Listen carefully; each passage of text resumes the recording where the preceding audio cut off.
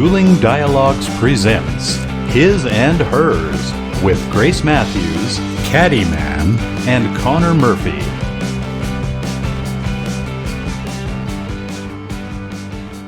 Welcome to episode 28 of His and Hers with Grace Matthews and the Caddyman with special guest Alexis Taylor Middleton of WestCoastWomanPower.com. Hi, everyone. Hello. Hey. So we're very excited to have Alexis with us. Alexis, are you there? I'm right here. Okay. So, Alexis, welcome. Thank you. We're certainly glad to have you. And I see that you have launched your new site called West Coast Woman Power. Yes, I have. And thank you very much for inviting me onto your show. You're welcome. We're very glad to have you. You're actually our first special guest. On this show it is, yeah. So you're doing a podcast, right? Yes. And you have this new website. I do. But your journey started many years ago, right? Well, that sounded bad. That sounded kind of bad, but you had an inner voice speaking to you when you were very young. Not that you're very old, but that when you were very young, right? That's right. I'm ancient in my knowing, and I look really young. Absolutely. I'm looking at you right now, and you look really young. So, tell me a little bit about what, and our listeners, of course, about at the age of 9. Yes, at the age of 9 years old, I was actually in a really awful car accident, and it resulted in me having a death experience and went through the tunnel and the lights, and I believe it was my grandmother who had a brain aneurysm which caused the accident, and I believe she was there waiting for me and basically said that I wasn't done. There was still work to do, and I was sent back. And I woke up actually on the operating table in the hospital. That's very powerful. I mean, a lot of times, Connor and I have discussed about the little club, and it's not really a club at all, but you sort of know people that have experienced that, not necessarily always the death experience that you experienced, but that brush with death and how it changes you. Yes. It's interesting. I actually came back from that experience feeling that I wasn't good enough, that I wasn't worthy to stay where I had been with my grandmother, and that for me to come back and have this earth experience, it made me feel like I was going to have to work really hard to earn the right to go back. So there was an expectation that came with this. Yes, absolutely. Oh, okay, that's new. And you were so young. I mean, I hear and have talked to a lot of people, or a reasonable amount of people, that have had an experience like yours, but the responsibility. Can you tell us a little bit more about, you felt that at 9 or you felt that later on? Oh, I felt it at 9. Oh, wow. And it's something that followed me. And even as I went into adulthood, I would meditate. And when I went to university, I went to Carleton University in Ottawa. And I had this little ritual before I'd walk to the university for my classes. And I would just meditate. And sometimes on the way back, even if it was 10:30 at night, walking through the beautiful crystallized snow, I would sit on a bench in one of the parks. Not safe, but hey, you're 19, you know it all. Oh, And and I had a vision that there was a great deal more to come for me. And long story short, I ended up getting married after university and having my children. At that point, I'd had 2 children. And interestingly, I had a vision the night before my girlfriend and I were to go out to a special center to meet a guest speaker who was of Mayan heritage. And I actually had this very strong sense that I was re-meeting this person.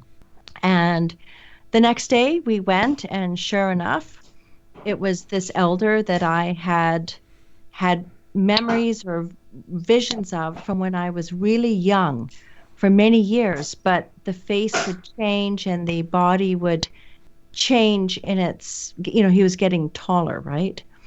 So when I actually met him, he kind of laughed, and I had said to him, "Do you have that birthmark?" And he looked at me and he said, "Well, what do you mean?" And I said, "There's a birthmark on your body, I think the size of a quarter."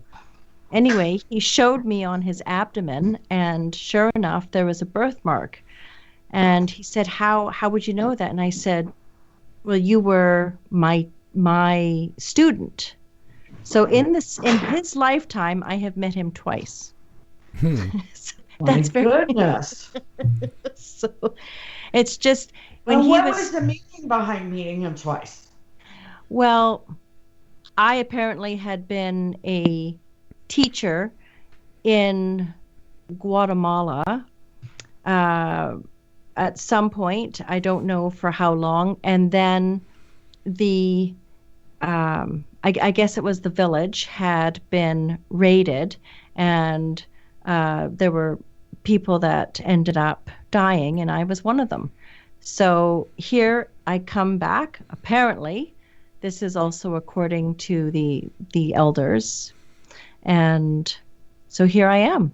And they felt he was spending time with his wife looking for some of the people the elders had asked, and I was one of them. They had their visions. They'd been looking for me since I was 10 years old, because they said that something would happen to me before then, and I would have to make a decision as to whether I would be coming back. Wow. That is like a wow. That's the reason. Now I understand. He was looking for the people. Yes. And so, do you still see him? No. Okay. So that part of the journey is that has come to its close. Yes. Okay. Yeah, it's come to its close. Okay. When you were 9 years old and you were on the other side and you were with your grandmother, what did you see and feel? It's a wonderful question. When the impact of the accident happened, I had hit the windshield in the back of my head. So immediately it was boom, I was out of my body, and I was going through what one calls the tunnel of lights. And it was moving at rapid speed, and it was literally like a dark tunnel with a light that you're following all the way up to the very top.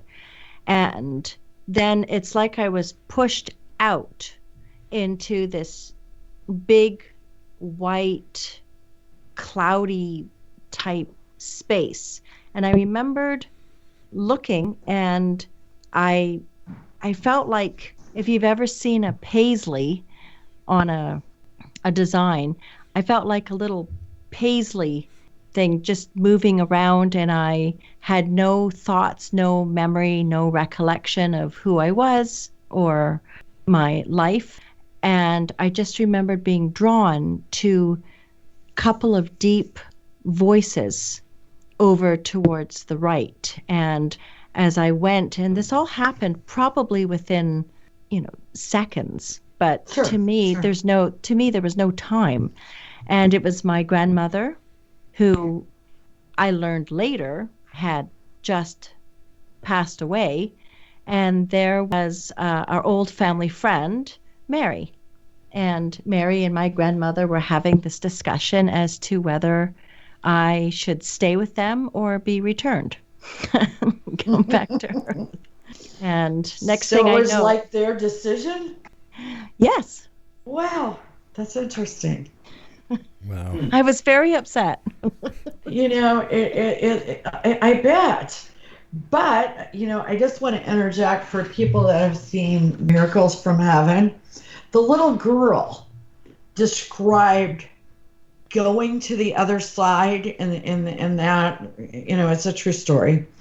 The movie portrays it, but she describes it very much the same way you did. Of course, the little Paisley was more of a butterfly to her. Yeah. Okay? Ah, And she said once she got there, after she got past the clouds, it became what she later described as, it looked like a Monet painting, where wow. everything's kind of incomplete.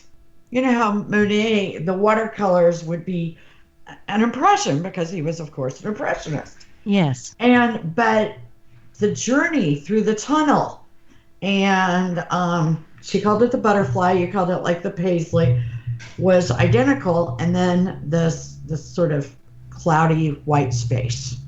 That's remarkable. I had no idea.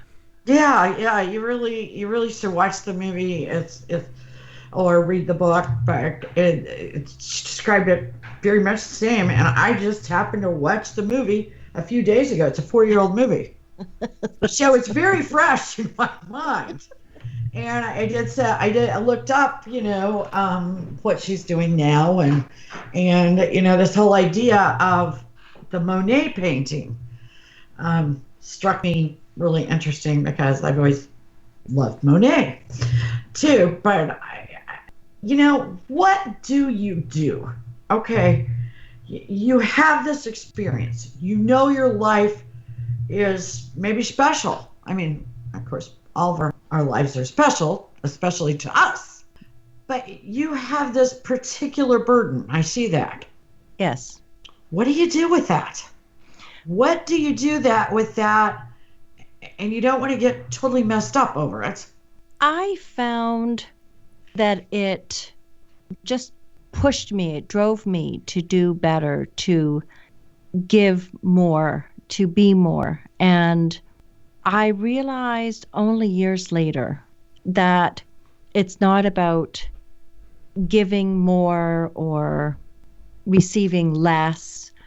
It's actually about doing the utmost that one can to live their life as fully and as consciously and as mindfully and as truthfully as one can. So I know you often use the word journey, Yes. and this is your journey, but you sort of believe this is everyone's journey, that everyone has a journey. Everyone does. I really believe that. But sometimes those journeys can entail one particular requirement, and it can be to learn how to say no, or I need help, or I want to do this on my own. Sometimes we can spend years and years creating these experiences, and there can be suffering and hardships, but sometimes it's because we're literally to learn to have the experience of being able to say, I no longer want this. I don't want to live your story. This is my story. Sometimes it's just that simple. Right. But we all have a purpose.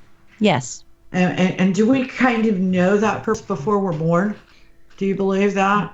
I knew mine, but not everyone has that awareness. And because this life experience is so individual. I really believe it just depends on where they are as they're being born. Right. So even before the age of 9, you felt like you had a purpose. Yes, I You did. felt this before this accident happened because you had the imprint of a former life. I would say yes. It wasn't entirely apparent to me. It was more An I idea.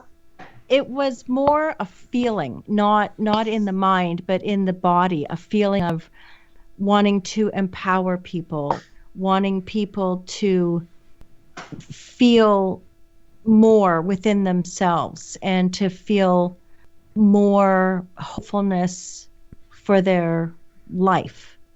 This is something that I experienced even when I was quite young. And I noticed that you use the word truth a lot. I use the word authentic a lot. Yes. So I love the fact that you focus on truth. Yes, I do. Living, I mean, it seems simple, but it's really not, is it? Most people, a lot of people, are not living their authentic life, and they're sort of at odds. And maybe their authentic, what I call an authentic life, is what you call their personal journey. Yes, absolutely. I believe that if somebody likes the idea or appreciates the idea of authenticity, it takes a great amount of courage. And there are people that you may find that experience living authentically or in their truth only in certain pockets of their life. Sometimes they could have an experience and they're not willing to go there and get the light of day put on it because it's too painful. So people will skirt around it, whatever that is. So they will do their best to present authenticity or to present being truthful to themselves or those around them. But it depends on even a simple thing as feeling safe to be able to do so.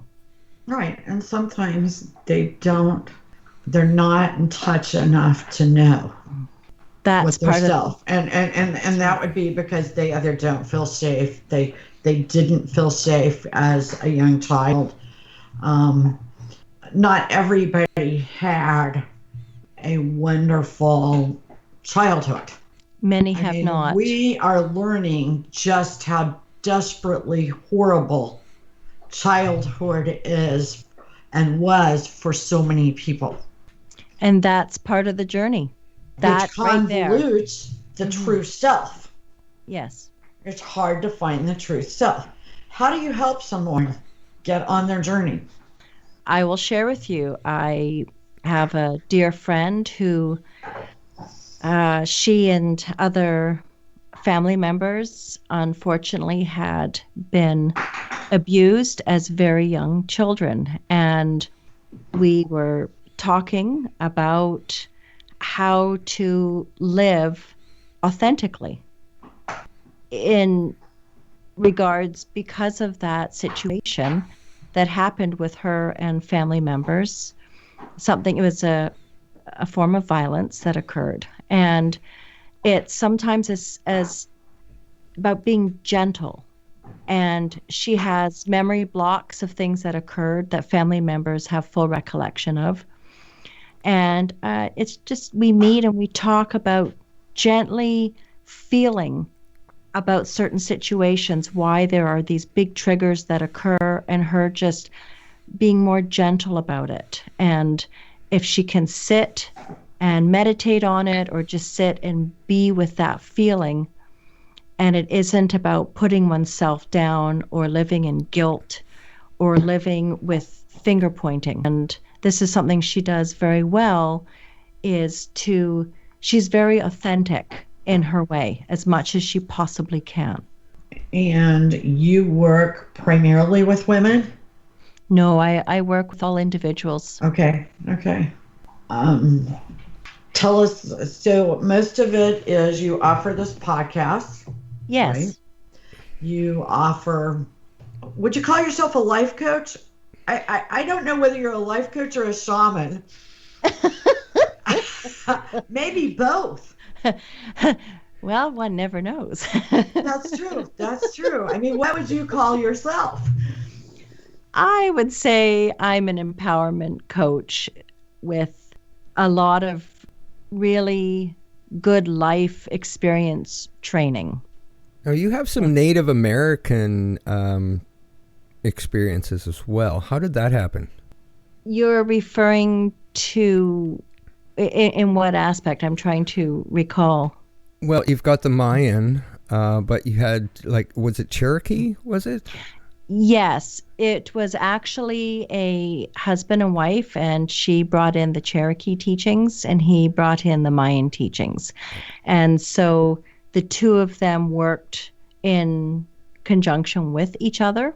Okay. So there would be drummings. We had each of us vision quests in which we would go outside. And it was quite interesting because I was actually nursing my youngest child and would have to go out for many, many hours and meditate in the outdoors. And so I worked at being vulnerable and going real deep really quickly so that I You get wouldn't. back to your child. Yeah. Yeah, that's a motivator. It was very motivational. Absolutely, but what an experience. I mean, I'm not that familiar with anything to do with Cherokee, but the Mayan tradition and their ability to meditate to places beyond is phenomenal. It is a beautiful marrying of both cultures. I'm And sure. that's why this is looked at and honored in terms of Mayan and Cherokee, or we could say Mayan with Cherokee. Mhm. It was never specified, with the exception of something called movement with measure, which is a Mayan approach to looking at sound, Mhm. movement with measure. That would be most particularly Mayan. But drumming, the Yeah, saging. can we talk just a little bit about the drumming thing? Yes. What does that speak to? Because it really is powerful and it Yes. really is therapeutic. But why? It's the voice of the soul coming through the drum. Wow. That's pretty much where I'm at. Wow. Because at one time, I don't know if you remember, speaking to the Caddy Man, we had a lot of drumming meditation tapes when we were at the house. Right. And they were very effective. And to tell you the truth, I don't know why. I don't know why, and I don't know why because I am a researcher that is just, I get obsessed with finding out why, trying to learn why. And I really hadn't thought about the drumming for a long time. The stuff in our house was destroyed many years ago. And so we sort of lost those tapes, or they were actually like CDs. Yes. And so you're kind of igniting that again with me, like, why didn't we go back to that? Because we love to meditate. So I don't know why we lost it. Perhaps it was just put aside so that you could embrace other aspects of yourselves, and now is the opportunity to return to it. Right. Like this was supposed to happen. We were There you go. supposed to talk to you. Think about how, and it really was, because it really was effective for the caddy man, and I have forgotten that. And we talk a lot on the show about him struggling with OCD. And so I'm thinking, why haven't we gone back to that? And there's we do a meditation in the morning after we do some walking and yoga, and they always send you samples to try, and it seems like the ones that have a more powerful beat, I know I'm drawn to. You are. And also when there are chants, when you chant with them, Affirmations? Yeah, affirmations. They seem to, I get more out of it or more into it, however you look at it. So I don't know if it's the beat or the pounding it feels like maybe it's a pounding inside your body also. I don't know what it is. It takes you to a place. Yes. And that is something that you respond to, and she's right. We put it aside, so that's very interesting. We will certainly pull that back out of our bag. Yeah. Our bag of tricks, as we refer to them. But can I add a perspective? Oh, please do. Yeah.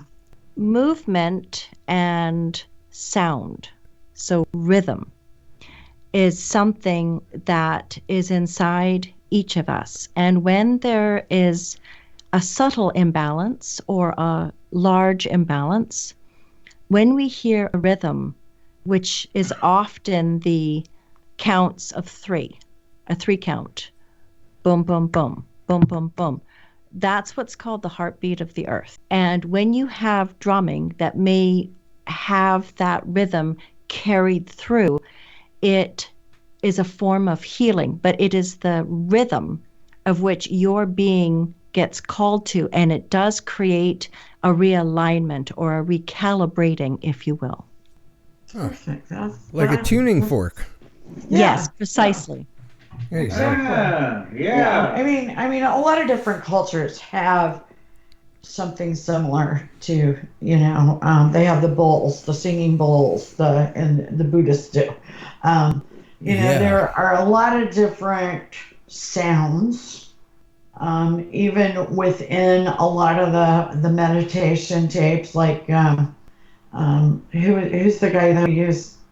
Glenn Harold. Glenn Harold. In the background, he has a lot of sounds and beats. He likes the rhythm of the waves. Waves, yeah. Mm-hmm. Yeah, he does use the waves the shore, a lot.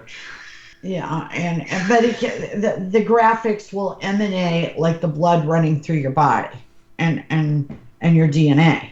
So the subliminal graphics will look very similar to, the inside of your body, which is also what the inside of the earth basically looks like. It's interesting to hear of these different approaches to cultivate a sense of peacefulness and wholeness.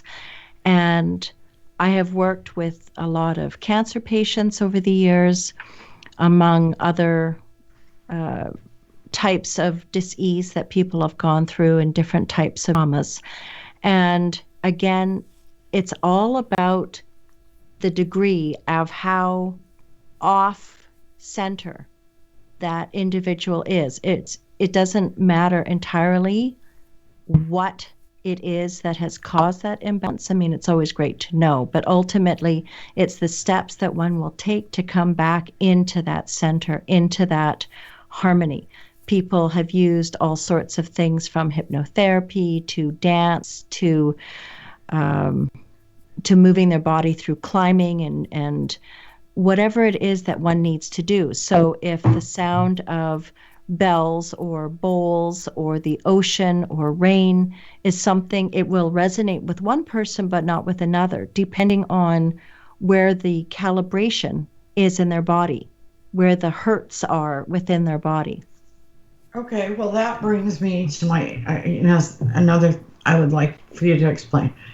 Do you feel that if somebody becomes calibrated, does that release them from going back and reliving that trauma, much like, say, like talk therapy does with a therapist?